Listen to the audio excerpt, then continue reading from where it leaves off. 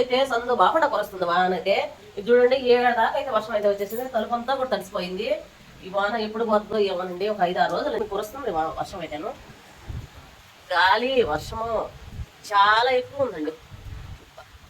ఎండ అయితే ఎండాకాలం అన్నా ఎండే బాగుంటుంది వర్షానికంటే కూడా. ఈ వర్షం వస్తే బట్టలు ఆరవు, ఏమీ ఆరవు అసలు. అయితే చూడండి ఇక్కడంతా కూడా అసలు ఎంత పెద్ద వర్షం వచ్చేస్తుందో. వాన ఇంకా వద్దనిపిస్తుంది. ఎండ వస్తే ఎంత బాగుంటుందోనండి. బట్టలన్నీ కూడా ఆరక రోజు ఇప్పటము పక్కన పెట్టేసుకోవటం. వర్షం వస్తుంది. అయితే టైం వచ్చేసి 7:30 అవుతుంది. పొద్దున 5 గంటల నుంచి అయితే వర్షం బాగా ఫుల్గా అయితే దంచేస్తుంది. ఇక్కడ చూడండి పార్కులో కూడా నీళ్ళు అయితే ఇలా అయితే వచ్చేస్తున్నాయి. తడిసిపోయింది, దారమందరం అంతా తడిసిపోయింది. కాలు పెట్టేదానికి సందు లేదు. కాలు పెట్టామంటే ఈ 2 రోజుల నుంచి నెమ్ములో తిరిగలే బాగా జలుబు చేసేసింది.